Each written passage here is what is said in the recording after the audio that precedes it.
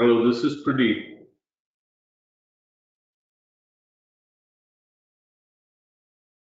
Good morning, afternoon, good evening, everybody. Welcome to our webinar. Thank you so much for joining us today. We're going to be talking about online in India, how to find in-market partners, how to use online tools, and to grow your business, your exports, your sales. Thank you so much for joining us today.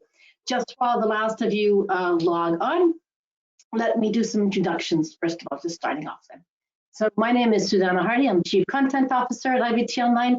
I'm delighted to be here today with you. I'll be talking about the broad picture stuff, the website localization side, and I'm really delighted to have my colleague Joelle Lazzarotto, Senior Online Marketing Manager with IBT Online, and she'll be diving into some case studies to show sort of how to use online marketing, which works particularly well in India, and again, that sort of drives lead generation.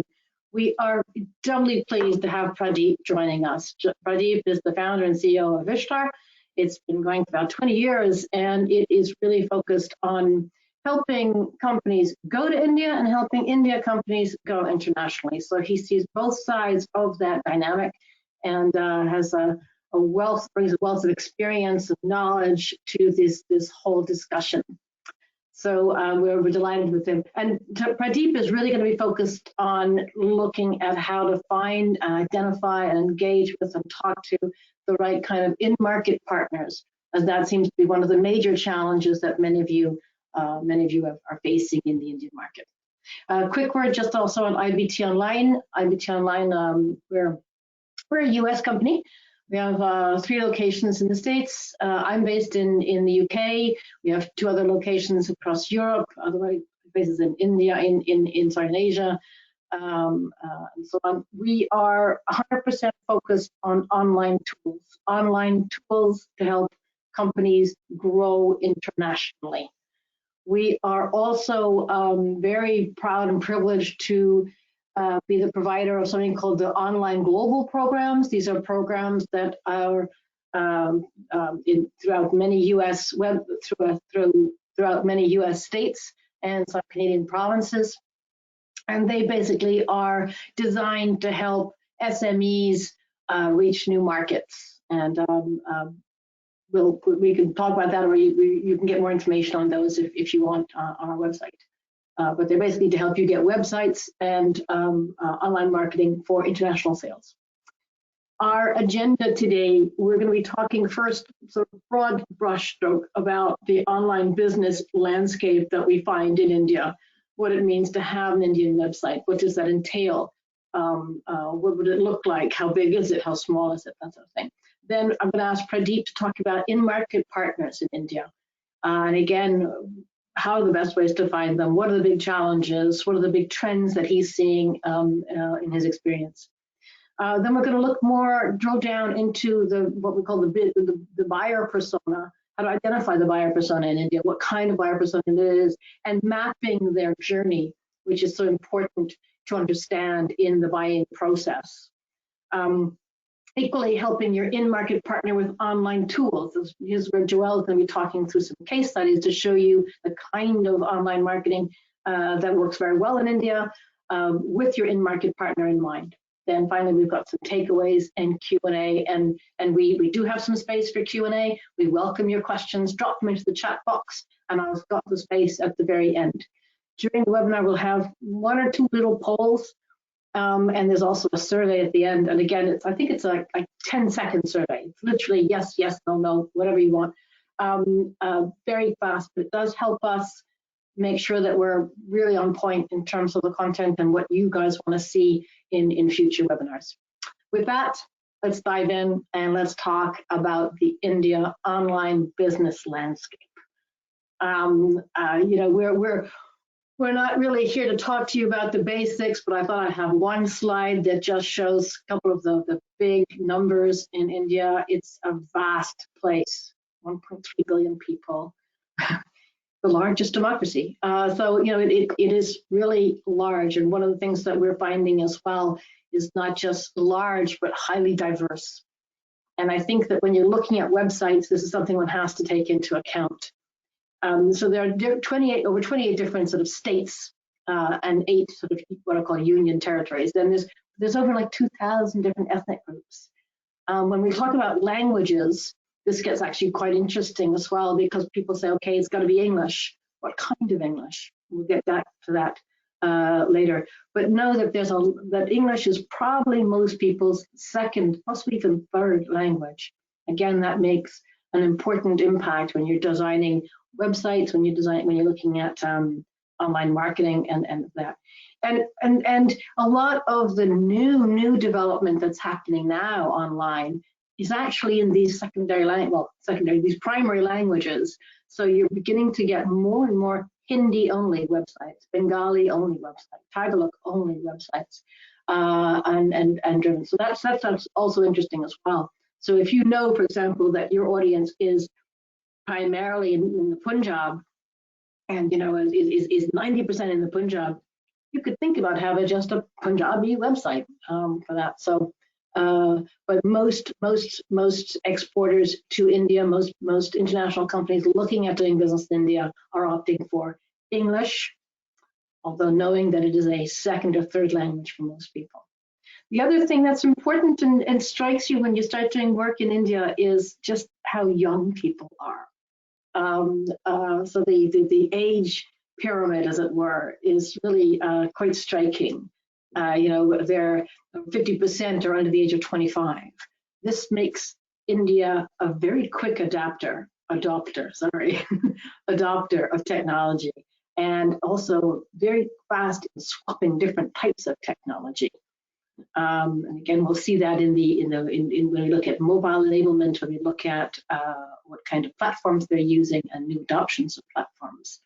So again, the age pyramid and the fact that India is growing so quickly still now in terms of population, and with this age pyramid, just means that they're very, very savvy online, very fast online, adopting quickly, very mobile enabled, mobile friendly market, mobile first market. This slide is really hard to read. My apologies for that. I want you just to focus on the 3 bars. The top little green bits are India. And it's just really to show you that it's increasing. And that's basically the level of sort of the emerging middle class, as it were. So, basically, you could say with something like 330 million people described as middle class in India, that makes India having the 3rd largest middle class consumer bracket in the world, after China and the United States.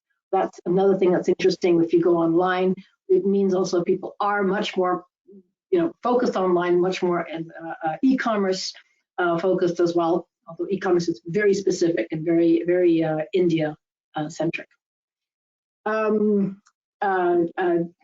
couple of sort of major trends that we see that I've just highlighted on the right-hand side of your screen. So obviously a very dynamic consumer market with this growing middle class means changes in lifestyle, changes in per capita consumption.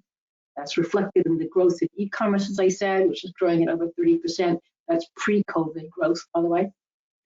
It also means that there's a lot of very innovative private sector services. We find the Indian market very, very innovative. If you don't have it in-house, you'll build it. If you are thinking of something that you need, let's invent it. So it's a very sort of can-do atmosphere to it. There you go. Those are some of the big sectors, big trends. We do see a couple of sort of little bumps and challenges. Again, we're not sort of economists. We're not really here to explain GDP growth, but we do see that it is sort of slowing at the moment. And certainly, we talked about this big consumer middle class, but GDP per capita in Germany, in India, is still quite low. If you look there, that arrow there on the chart shows you India towards that bottom right-hand side. If you were looking, the very top is Singapore, Ireland, UAE, right on the top of that level. It's really a long way to go for that as well. Other challenges that we see very much on the horizon, and this is sort of, again, big broad brushstroke, is some of the challenges of like the cost, administration of starting a business, There's been quite a few reforms with regards to tax rates to try and unify things across India, but there's still a lot of regional variation, which means you really have to choose which territory and province you're going into with regards to the bureaucracy and the infrastructure is a major issue that many of you struggle with in India. And perhaps that's also just because we have a blinkered approach to saying infrastructure. Well, we get a truck, we get a train, we get a boat. And India can be more varied. You can have a motorbike, you can have a bicycle, you have all kinds of things going from A to B. But the infrastructure can sometimes be a challenge, especially when you're looking at broadband. That's been a major push from the Modi government, but broadband and good internet access across all of India is still very much a challenge. So those were the big picture things that I wanted to highlight. And again, I've gone through those slides quickly. You'll get a copy of the slide deck after the presentation. Now let's look online. We said more about 1.2 billion people. 624 million people in India are online. That's 45% of the population. 624 million people, growing strongly, growing 8% over 2020. And what's interesting as well is that 624 million people are spending an average of over 6.5 hours per day online. So 6.5 hours per day for 624 million people. It's an awful lot of time doing that. The other point there is just how many are using their mobile devices to access the internet. 92% are accessing the internet at some point via their mobile phone. And if we just look at that mobile phone side, we said 6.5 hours, more than half of that is via their mobile phone. So there are actually more phone. Well, there's as many phone connections, mobile phone connections, as there are people. There's 1.3 billion phone connections, mobile phone connections in India, roughly equivalent to the population. And about half of them are internet enabled and are used to access the internet. So when you're looking at your web strategy, your online strategy in India, you might want to think about what's the mobile first. What does it look like on a mobile platform? How do I access it on a mobile? What do my products look like on a mobile view rather than on a PC view? So that's one of the first big takeaways if you're looking at a website and your online marketing, same thing. Social media in the online marketing world is very dynamic. Remember that you saw that last year, internet access increased by 8%, social media increased by 21%.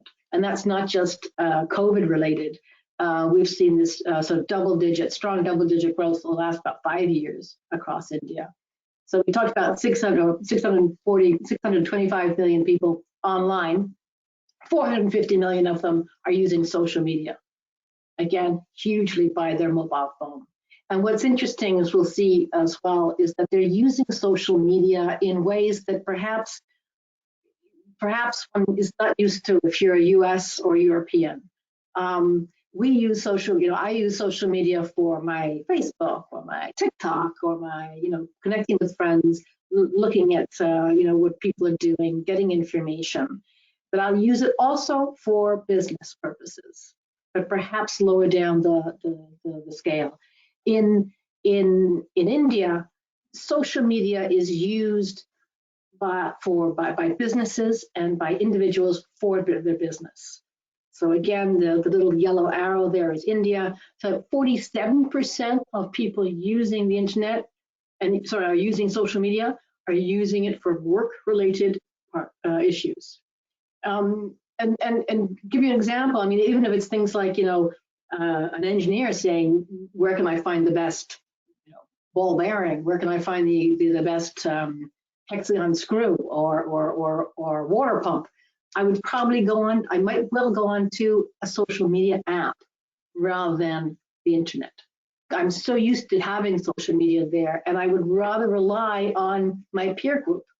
So I'll go on to LinkedIn groups or Facebook groups or WhatsApp groups and ask people rather than an overall look at the internet at Google. So that's, I think, again, an interesting feature to know about the online world in India. Right, with that, I'm gonna pass over to Pradeep, but perhaps before I do, just to give Pradeep a little sort of thought as he starts his discussion on the in-market partners, let me launch a quick poll. Let me ask you guys, are you already doing business in India? If so, are you doing it online and with a local partner? A local partner can be subsidiary, can be distributor, agent, whatever it is. Are you online only? Never know. Are you with a local partner only? Are you still thinking about it, considering it? And just to give you a little bit of feedback, thank you very much for jumping on that so promptly. You've all been very responsive there. I'd say, and Pradeep, this might be interesting for you, about 40% are still thinking about it. The rest are very much engaged, usually with a local partner, but I'd say half and half, online only and with a local partner only.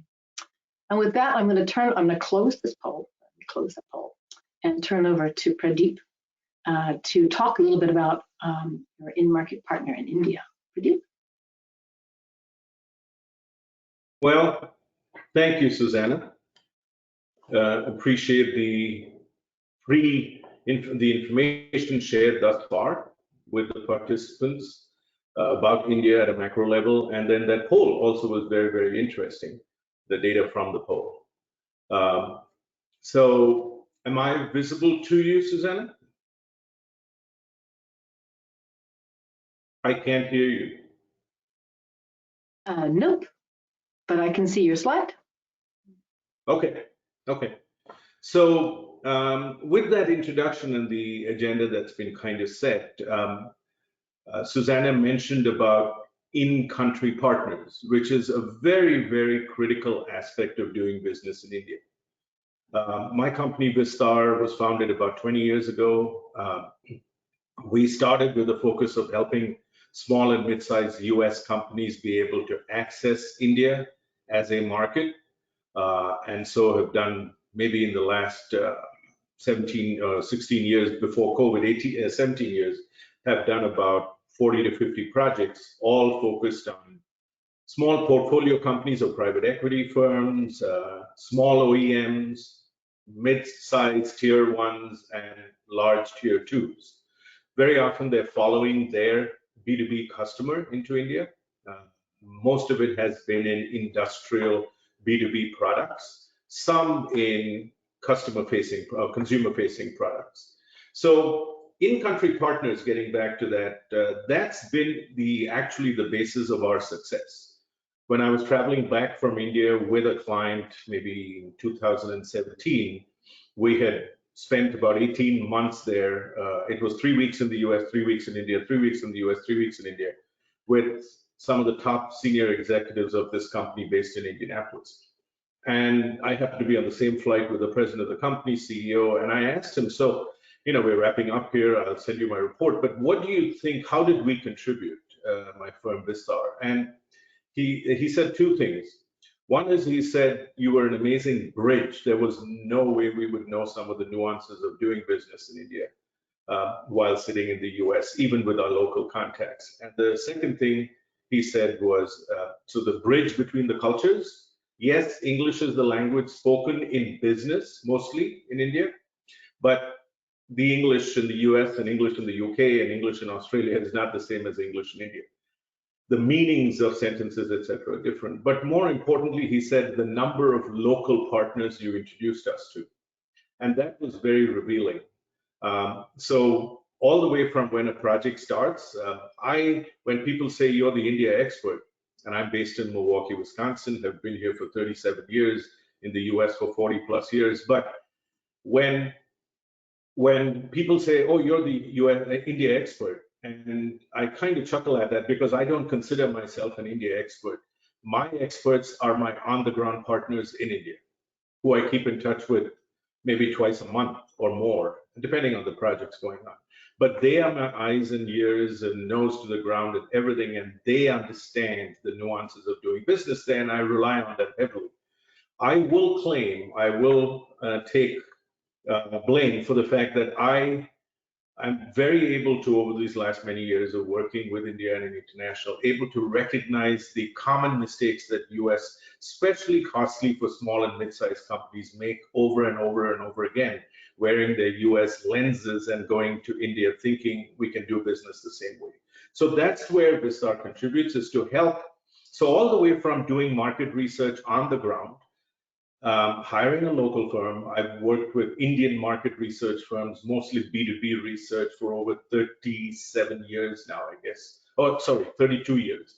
So that's a huge advantage. And then looking at it in terms of India entry strategy based on the Indian buyer, the Indian consumer, the Indian business, rather than extrapolating US data and assuming that everything will work the same way.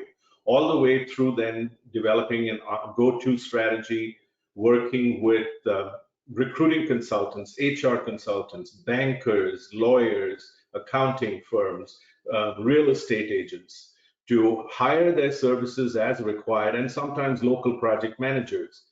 The project management, the way it's done in India, is very informal and not as sophisticated as we say in the US. So I remember somebody in another country, not India, telling me, in South America, telling me, why do today what we should do tomorrow, or what we can do tomorrow. And we don't subscribe to that philosophy in the US. So it's why wait till tomorrow what you can do today. And it's hard to get that done in India. It really is, especially acting remotely. So there's a whole range of partners that we have now worked with in the last 20 years as Vishtar, and all of them are still in close contact with me. There have been some generational changes in some of them, and they bring to bear their local knowledge and understanding of how to do business in India. Now, when Susanna conducted a survey with, and those who answered maybe about 4 weeks ago in preparation for the session, one of the points that came up is the challenges around infrastructure and distribution. Now, infrastructure, some of it Susanna mentioned. Yes, roads have potholes, and bridges. Well, we have pretty bad bridges in the US right now, and that's why we have a huge infrastructure package going. But overall, airports are vastly improving. Shipping ports are still slower in terms of traffic moving in and out. Yes, infrastructure is, again, cannot be looked at with the US lens. And my answer to many US companies, small and mid-sized, there are challenges, but most of those challenges, and I deal with this every day, 24/7 in a sense, can be overcome if you pick the right partner in India and you plan accordingly. So you don't plan for a shipment to clear customs in India in 2 days. You have to plan for 4 days or 5 days. And you have to find the right partner who knows how to get it done in those 4 or 5 days. And there are ways of doing things in India which we don't necessarily do here. I remember asking a client about 10 years ago, what happens when you decide to send a FedEx package to India or anywhere in the world from your office? Oh, I just leave it at the front desk and the rest is done. Well, in India, there are 7 steps that a sender has to go through, and they know how to get it done. So again, depend on your local partner, depend on the experts in India to advise you, but you've got to be very smart and stay on top of it and make sure that you have planned in advance for it. So let's talk about distribution. Now, the distribution model in India is very different from the distribution model here. I just did work in 2015, 16, 17 for a US client that was manufacturing high-speed automated equipment for the making of diapers and sanitary napkins and incontinence products.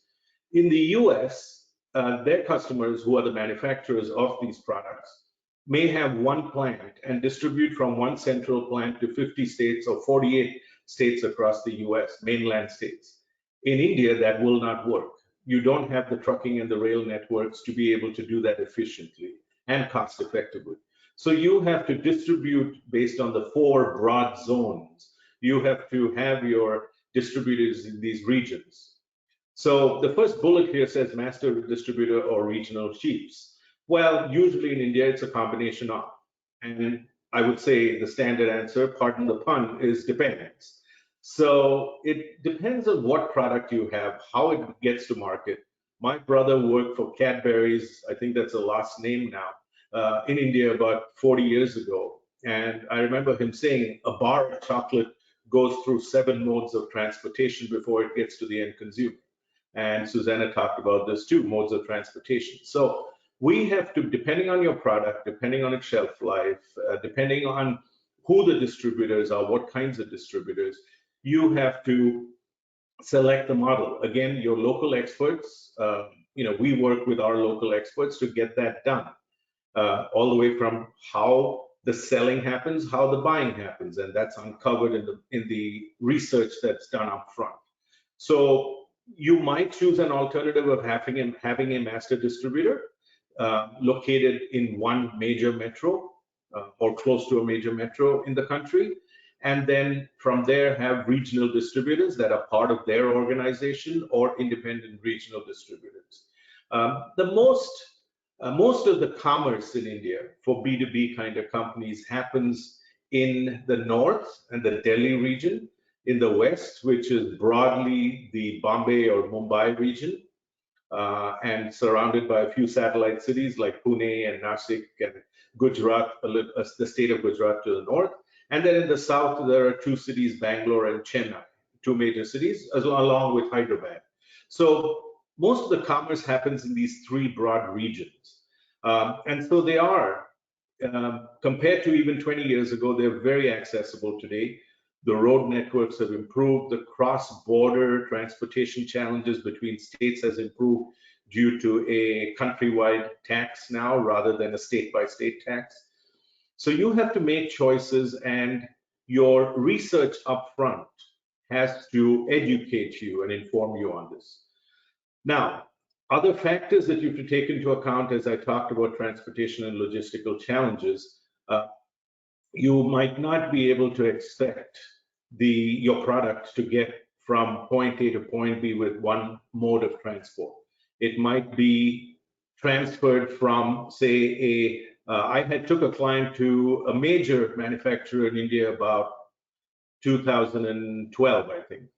And they were very concerned that this manufacturer did not have 40-foot or loading docks to accommodate 40-foot semi-trucks. And I said, there aren't semi-trucks in India. And he was very disturbed when he saw boxes being loaded into a 3-wheeler that accommodated maybe 40 average-sized boxes, and then went down the street and reloaded it again into the bigger truck that was parked off the highway. I said, that's the way it's done in India. You are not going to find a large manufacturer that has the infrastructure within their plant to accommodate multiple 40-foot semi-trailers. And if you do, they're not going to give you the competitive advantage in terms of cost if you're looking for that. So be able to adapt to and allow the local company you're working with to come up with the innovative solution that's required. Delineation of territories. Again, I've already talked about that, I guess, in terms of the geographic north, south, east, west, and north and west and south being the main areas of commerce. But in your selection of distributors, be very careful in terms of delineation of their territories, because what holds true in the US generally in terms of, okay, you have the southeast and you have the northeast, you have the northwest, it doesn't work that cleanly in India. There is poaching of territories. You have to have very good contracts with your distributors to make sure that you and enforce them to make sure that the rules are followed, that there is no poaching on each other's territory, there is no fights and arguments about whose customer is whose, which customer is whose, etc. All of this suggests pre-work being done and research being done. Let's quickly talk about the role of the distributor in India. Now, the typical ownership structure and how it's evolved from, say, the 1940s when India got independence, and even before that, when the British were there, till about 15 years ago, 20 years ago, was family-run companies who were connected to the manufacturer and were given the opportunity to be a distributor and passed down from generation to generation. that structure still exists. And I would imagine, like we say in the US, 80 to 85% of business is done within small and medium-sized businesses. And 80% to 85% of the employment happens in small and medium businesses. That's also true in India, maybe even more so. But these family structures and business structures still prevail. And it might not be suitable for the kind of business you're in. I know a very large multi-billion-dollar company based out of Milwaukee that set up in India maybe 20 years ago and were chugging along, but then they saw the market opening up, the country opening up, and expected accelerated growth, but it didn't happen. And about 5 years ago, they had to drastically reshape their distribution structure. They actually brought in a French company that had already done business in India to revamp their entire distribution structure and move away from the family distributors to professional distributors in their area of product and expertise. So you have to be very careful about that depending on what products you have. We just helped set up 2 companies in the Midwest, one in food service equipment and the other one in wastewater treatment equipment. Set them up with their distribution models and warehousing and some light assembly work in India. There has been an evolution over the last 20 years. So some of these family structures, the second or third or fourth generation is not interested in taking over the business. So there has been some evolution in terms of moving to more professionals with supply chain and distribution experience. They're also the newer generation, if they are the third or fourth generation, have been educated overseas and also gained experience in professional distribution, have been exposed to Western business models and companies that are trying to distribute into India. This ties into what Susanna talked about in terms of use of social media and the internet.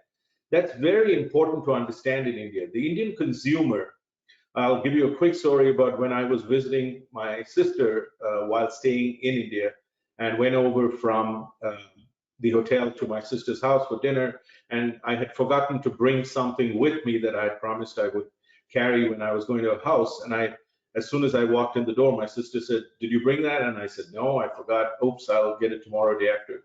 And my brother-in-law offered me a drink, and we were sitting down and drinking. Little did I know that my niece had already called a service.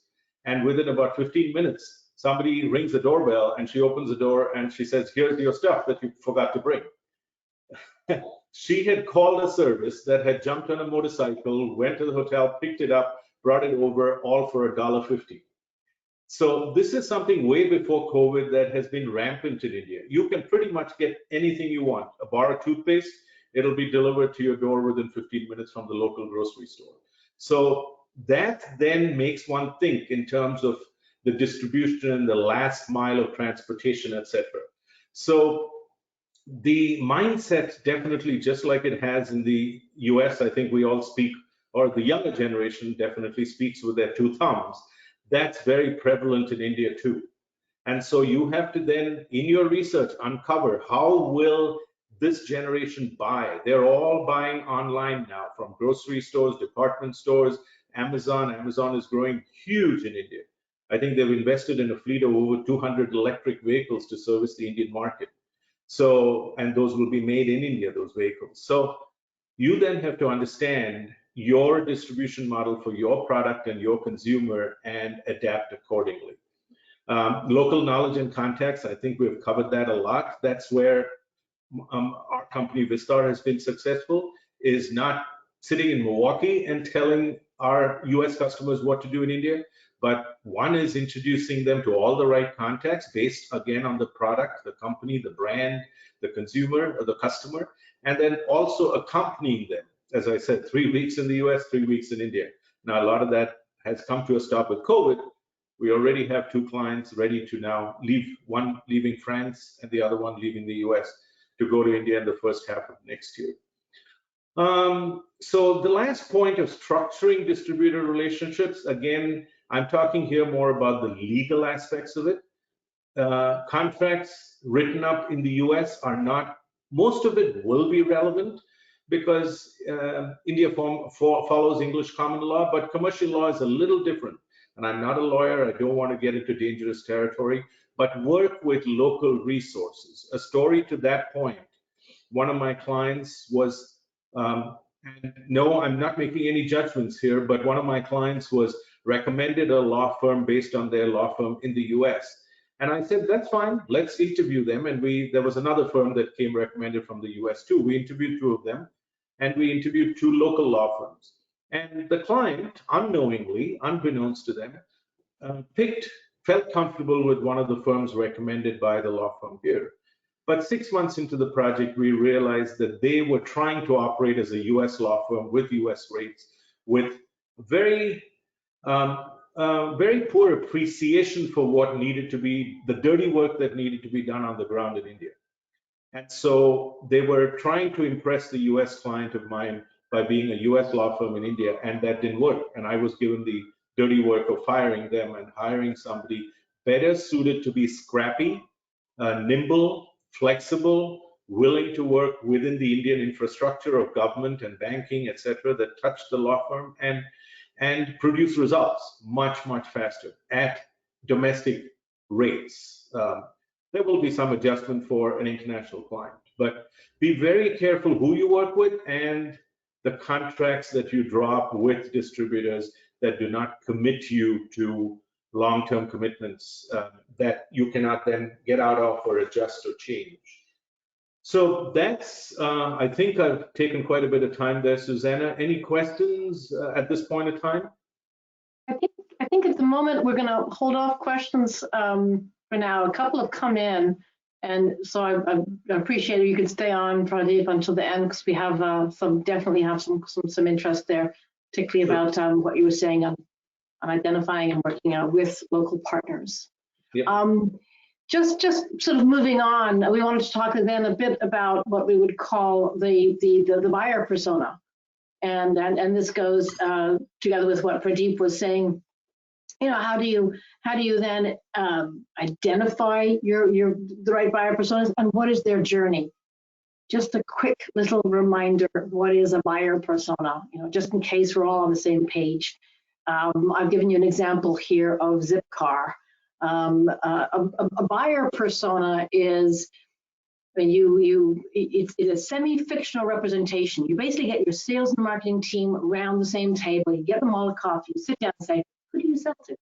And here's who you actually sell to, and here's who you're talking to. So you make an example of it. You have a semi-fictional representation of your ideal customer based on market research and real data about your existing customers. So ZipCar, for example, they're so clearly defined and focused on their personas. They have it in their mission statement, which is urban dwelling, educated, techno-savvy customers who worry about the environment. And here on their on this post on Instagram, for example, that's their buyer persona right there. Those two people. They're urban. They're about to go to university. It looks like they've got a plant. So environmentally conscious. That's their buyer persona. So just so we all know, a buyer persona is who you're selling to directly as an individual. And one thing you want to talk about right from the start in terms of your buyer persona in India is okay, flesh it out as much as possible. What languages are they speaking? What's their first? What's their second? Where are they? How much do they earn? How much do they spend? What are they doing in their spare time? Something. And to do that, you know, as I said, you get your sales and marketing team around the table. You flesh it out. Use some stats and analysis from your website, from your social media analytics as well. You could even test social ads on your market, and then continuously refresh it. Make sure that you're still always on trend. So defining that buyer persona is the first aspect of it. Remember that your buyer persona in India could well be a distributor. It could be a different person from what you're used to in the United States or in your home market.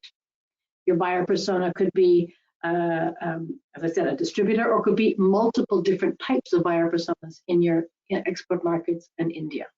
Once identified, then you sort of map their journey. How does your buyer persona find you? How do they understand you? How do they engage with you? You know, you need that engagement to build the trust that is so essential in the sales process. They're not going to buy from you if they don't understand you. If they can't find you, if they can't understand you, if they don't trust you and engage with you, there won't be a purchase or request for quote or a reach out or a hand raiser. So that sort of ease of that trust that you build over time is so important when you're mapping that buyer's journey. And I think what's important to realize about the buyer's journey is this, you know, for example, how do I find you? How, you know, that's the key. Google is by far the biggest search engine in India, but it's Google India, google.in. All search engines, Baidu, YouTube, Facebook, Google, are searcher-centric. They put the searcher, the client, the buyer persona at the center of what they're looking at. So you might say, you know, here, India, look at me. And they say, well, are you relevant for this search? Are you relevant for India? Are you localized? Do you have the right keywords, the right, are you hosted locally? Are you in Google India? Are you know, your keywords correct? Is your CRM correct? So a lot goes into making a localized website. That's why I like to say, you know, think of Google not as just one sort of massive search engine. Think of it as about 190 different search engines, depending on which market it is. I mean, for Belgium, they've got a Flemish Google and a French Google, you know. And you will get different results depending on those things. And I just want to give you it's a very silly example. I realize this, but this is what happens when you're working from home in COVID and your dog barks all the time. It's just, I have a dog. I'm located in the United Kingdom, and I go onto Google, or I go onto google.co.uk. That's Google UK. That's the Google you have in England. And I ask for squeakless dog toys, because I don't want my dog barking while I'm having the webinar. And I get barksandbunnies.co.uk, timeforpause.co.uk. I get amazon.co.uk. Now, a colleague of mine who happens to be in Illinois, they have a dog. They go onto google.com, their Google, and they get chewy.com, amazon.com, freedompoolharness.com. Different results, same words, same search engine, Google, same words, squeakless dog toys, same language, supposedly English, different results, because Google knows where I am and which Google I'm using. And it doesn't think, you know, Yahoo or Freedom Pool Harness is relevant for me in the UK. So that's just a silly example of what we mean by localized websites and how they reflect on your searches. India as well, I mentioned that Google is by far the biggest search engine in India. Know that India is also the battle of the titans. Baidu is making big inroads into it, so is WeChat as well. So all and a lot of, I mentioned that there's a lot of non-English websites being built today. They are very often built based on Baidu, on the Chinese search engine. There's also some local heroes, Hike, for example. Ibibo are also, there's their Indian native platforms. They're gaining a lot of traction with the younger audiences as well. So there's a lot of different platforms to choose from in India. So in conclusion, websites and social media are all localized. You have to take the buyer persona's point of view when you're doing websites and social media. They're totally customer centric. And with that, before I pass on to Joelle, I'm going to do one more poll, and then I'm going to ask Joelle to give us some feedback and a case study on how to help your in-market partner with online tools. So before that, just a quick poll. If you would like to learn more about localized websites, what they mean, how they function, you know, what can that bring you in India or other markets, please do let us know. We'll reach back to you at some point. And equally, if you want to know more about the online global programs, we're happy to send you some emails or some assets on those as well. So with that, I'm going to now close the poll. Thank you again for that rapid response. Great response. Thank you very much. I close the poll, if I can find it. Here we go. And pass over to Joelle. Hi, Joelle. Thank you very much. Right. Let's talk about in-market partners and online tools. Fantastic. Thank you so much, Susanna, and good morning, good afternoon all. Excellent. So getting started, really, I just wanted to take, as Susanna mentioned, a bit of a practical example. I wanted to bring and start with a case study. So a case study I've got today is AMSOIL and AMSOIL in India. So AMSOIL are a US-based company, and they manufacture and sell globally synthetic lubricants for the car, the motorbike, industrial, and a lot of other industries. And we have actually been working with AMSOIL for a few years now, and India has been a key market for them internationally and amongst other international markets. But they've always had a very clear focus for their Indian development and their Indian marketing, and that's has always been to be supportive of their in-market partners and also growing their network of in-market partners within the Indian market. So before they could enter the market, they stepped back and they said, what do we need? And they really started from step one, which is a localized best practice website that really acts as a springboard for this market. So you can see here, we've got, we've got an example of the website. As you can see, is in English, and is in English, but is in the right English. So we'll touch base on keywords in a little bit, but you can see here what's very, very important here is the URL. They have a localized URL, amsoil.co.in, which is local to the Indian market. And as Susanna mentioned, every Google is user-centric and is localized. And Indian Google will pick up this result as knowing is specifically been designed for the Indian market, for the searches that are in that specific geographical location. So that was the very first, very important first step to enter the market and to make sure that their web presence, their website would be found and they would be able to be understood, and they become that little bit easier to do business with, really supporting their in-market partners and reaching those buyer personas that could be new distributors or end customers for the existing partners in the Indian market. The second step they took was to really make the website work hard for them and work towards those goals they had. So the localized website promotes specific products that are available in the market. They're very much focused on the motorbike market, as we'll see a little bit more further down in during this webinar. But the really, really strong focus they had here is twofold. One is supporting the in-market partner by clearly redirecting users and prospective buyers to the partner's website. So here on the first, when you have the map and then the contact details, here users could visit the website, but also email them directly, give them a call. So really favoring communication and just really tailoring it to how people in the market want to communicate. Fast response, they're very mobile, they're very mobile in the mobile phone, but also the mobile, they travel and they move quickly. So they wanted to make sure that they had all of the options to get in touch with a local and regional distributor. But also they're promoting their local Amazon shop.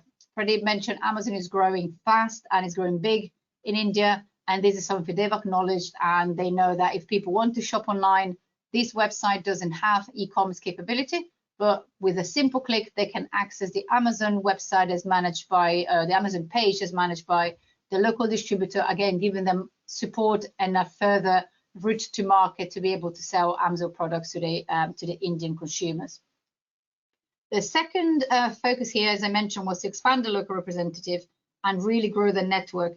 And here we've designed with them a become a distributor dedicated page, which very simply, at the click of a button from the homepage or from any other promotion that we've been supporting them with, allows AMSOIL to do just that. So to attract the right kind of businesses they want to liaise and to become partners with. Really here giving them the opportunity to quickly showcase the value that there is to be gained by working with AMSOIL, and then allowing them to get in touch, tell them a little bit more about themselves and get that conversation started. So very much something that usually would have requested them to go onto the US page, find a specific page. It's not always easy to find because that is not their focus in the US. But for India, this was a clear focus, and they made it super simple on the website with all the information they need and very much acting with that springboard. And in these benefits is a little bit more here to read, but if you go on the website, you'll see that is again localized and is the benefits that will matter to the distributors in the specific region or in the pan-Indian regions in this case. This is the final product, but how did we get there? So as I said, we didn't just start with the website, we started with a lot of research. And before getting started, it's important to take the right steps to get ready. So every marketing channel, every website, every campaign requires a structured approach, really just to ensure that you're always reaching the right people with the right message at the right time. So here we broke this preparation flywheel. It's not really a funnel because unfortunately it is really never ending. You know, this research is changing, your buyer persona will be changing, platform is changing. So it's very much a continuous process. But just to highlight the four main elements here, as Susanna mentioned, we have the buyer persona. So understanding who the website, who the marketing campaigns will be targeted and tailored to. And that was the journey. How did the distributor research for new opportunities, and how the customers research for the products, and how do they want to be contacted or be able to contact their market partner? And then we go to the content. So with a solid strategy, we know that each piece of content on the website, and it could be a blog, it could be a product description, it could be a web page. So content is a very broad term in this case, but every piece of content needs to have a specific purpose and a specific target audience. People we know use the internet to conduct research, discover information on a variety of topics. So we need to be sure that, you know, websites are used with content as an opportunity to educate your prospects about trends, common questions, but also for those that are a little bit further down that funnel and they're ready to get in touch, that you can provide simple, clear information, call to actions, and provide the details they're looking for in that specific point in time. Platforms. You know, we talked about marketing, we talked about website, but how do people research? What platforms should you be focusing on for your buyer persona throughout the buyer's journey? Where do you post your content? So I strongly believe that content should be the leading factor, leading visitors and prospects to your website, but also then down that funnel, whether it's becoming any market partner or purchasing from one. Your website should really have a variety of content that can address different questions or concerns, depending on your buyer persona and depending on where they are in that buyer's journey. So from an awareness to purchase to advocacy to becoming that partner, it's important that you have the right content to be able to reach them and allowing them to learn and find the information they need to really further continue the journey and get to the next stage. So once we've determined our persona, we know what the journey looks like, we know what content we have, we know what content we need, and we've even determined which platforms we'll be sharing this on, we can get started. Before you get publishing anything on your website or on the net, one of the things I want to say is make sure you do your keyword research. And just here, keyword research is in fact key. India really has the advantage over other big markets, thinking Mexico or China. India has a very high level of English language and proficiency, and many Indian users will actually be searching on google.co.in in English. But what we need to remember is that not all English is the same. So here I just wanted to portray a very quick example of why doing, and as I mentioned, is periodically reviewing that keyword research is, again, very, very important. So this is an example, again, from AMSOIL and the content. So as I said, the motorbike, the automotive industry, gas, petrol, but also something that might seem quite trivial, but motorbike versus motorcycle. If you were trying to write a blog or a Facebook post for the Indian market, for example, you would see the word motorbike, motorcycle sometimes used interchangeably, but it's important to be aware of the percentage. So if you use motorbike, you would only be able maybe to capture a portion of the traffic, whereas by referring to as motorcycle, then you'd be able to capture nearly 3 times as much audience by using the same word technically, but the keyword here can be very different. So same search engine, we're talking about Google, same language, we're talking about English in India, very different keywords from what you would use in the UK or potentially in the US. And this is vital if you start doing advertising, so paying for Google Ads, for example. You need to make sure that you're using the same language, and I mean the exact same language your target audience is using in the search. If you want to rank high, and if you don't want to waste a lot of money for someone that might be looking for something different. And this is, I mentioned for Google, I mentioned for searches, but I've also mentioned Facebook posts. This is paramount for any content you create. And with content, again, we're going broad. We're going social media posts, blog, website content, anything that is user facing, but also anything there's metadata, so anything that lives in the back end of the website. Sometimes, let's take social media, for example, the short snippet of text that you have at the top of your image is all the audience has to make the decision, potentially, or maybe even more commonly unconsciously, on whether they actually do want to engage with you or not. So, as mentioned before, using native language will help building trust, and your content will then feel local, relevant, more genuine, and will create a nice local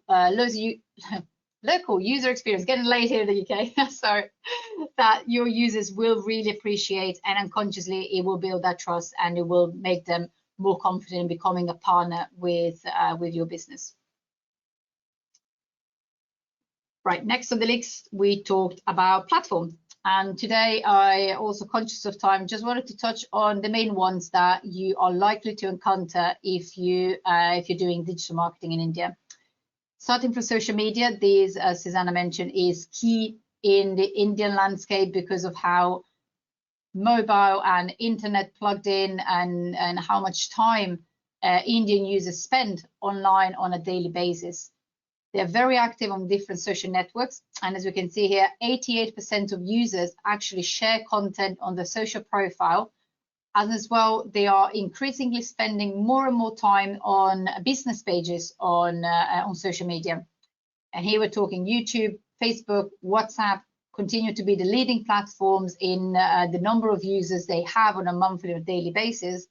But alongside these global giants, there are a number of other platforms that are now gaining popularity. As we can see here, the list is growing, so do watch out. And again, depending on your buyer persona, different platforms might make more sense to your marketing strategy. But just for today's purpose, it will be no surprise to you all that there is still one main platform that you need to be familiar with, and this is Facebook. In Facebook, in India alone, we have Facebook has over 241 million users in India, is the #1 worldwide in terms of number of registered users. But what's interesting here is that, as reported by Reuters, 52% of Indian users actually use Facebook as a source of news and information about products. So if they're researching a brand, if they're researching a new product, they would turn to social media, they would turn to Facebook to start doing the research, see what other people think about it, share some pictures, actually ask for recommendations before they go onto the website or before they take further action about getting in touch or maybe trying the product.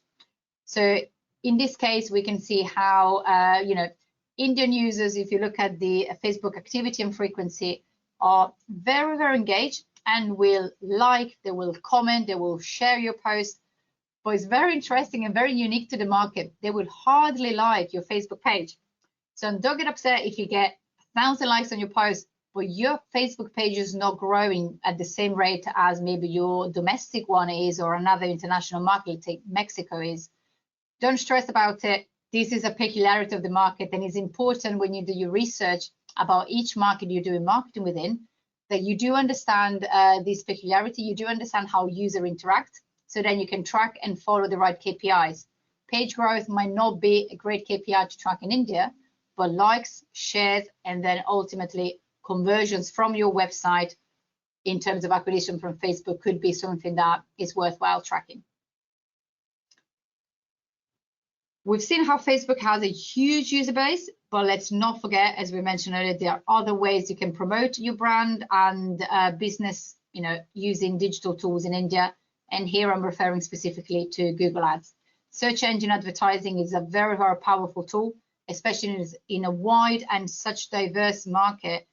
The targeting options that Google Ads allow us to use can really mean that you can always reach that persona with the right message at the right time. And here we have over 97% of the market share in India. Google is the platform of choice for many advertisers.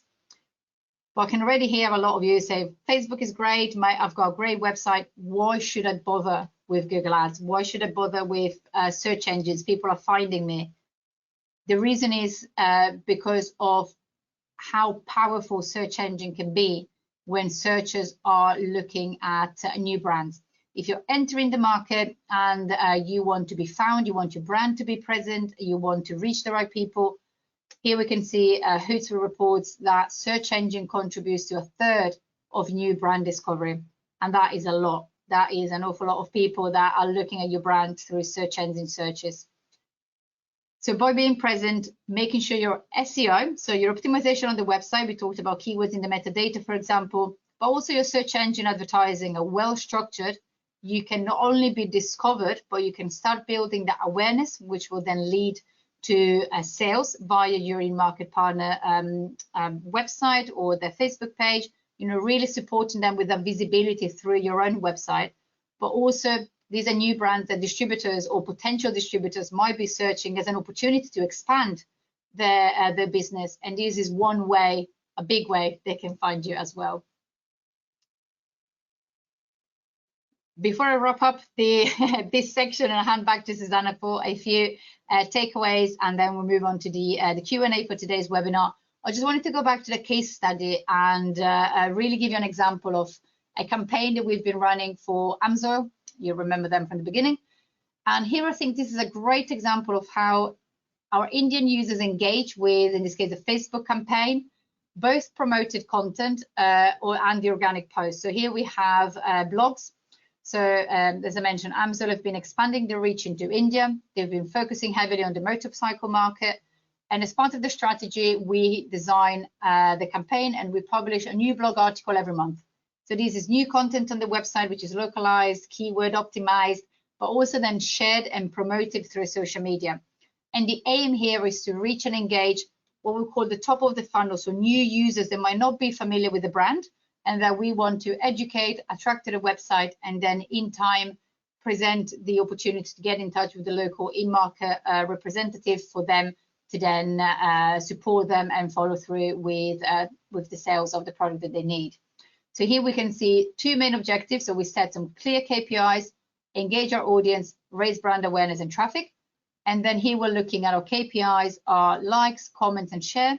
So engagement with others' comments, so building that audience, but also clicks to the blog page and the local distributor pages, which are the two call to action that we have across our promotion. So with a small investment of really just a few dollars per day, we can see here the huge audience that can be reached, but also the level of engagement we achieve, that level of likes and shares I was mentioning earlier.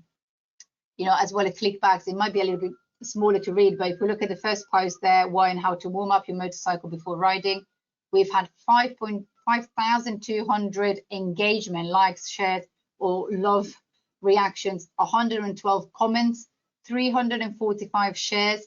And if I remember correctly from my analytics, we had something like 1,200 clicks back to the blog page. So again, we haven't invested major dollars here. The cost per click and the cost for social media advertising in India can be quite contained compared to more expensive markets like the US, for example. So it's definitely worth it.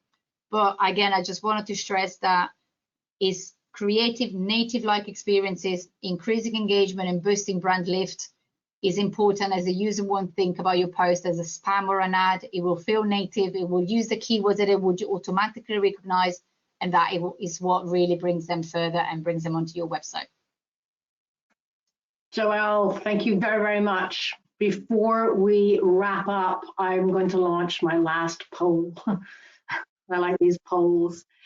Do any of you have any interest in getting more information on the online marketing in general, or about India, or about the online global programs? Let us know, and we can reach back to you and send you some white papers, blogs, or anything else like that if you have an interest in that.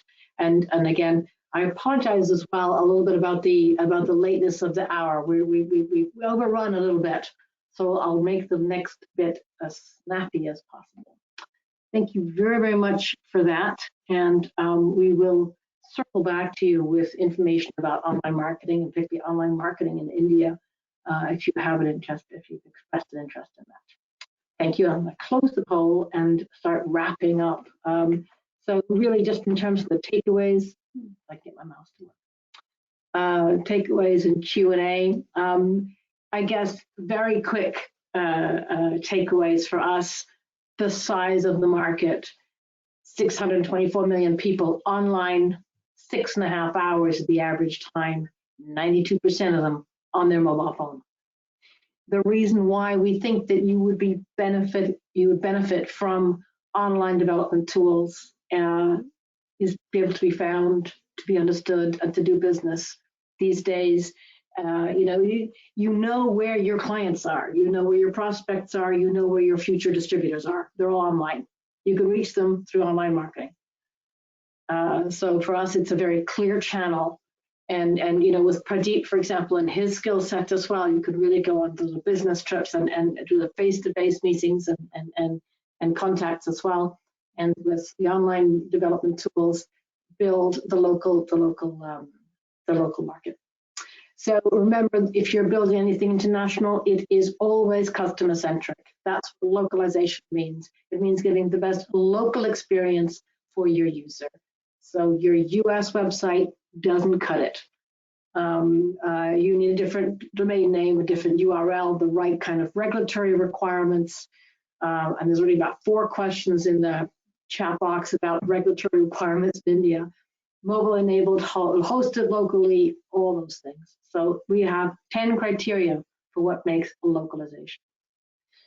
A couple of best practices for India: have a localized website as a local springboard, know your audience, choose your platform, set your goals, engage.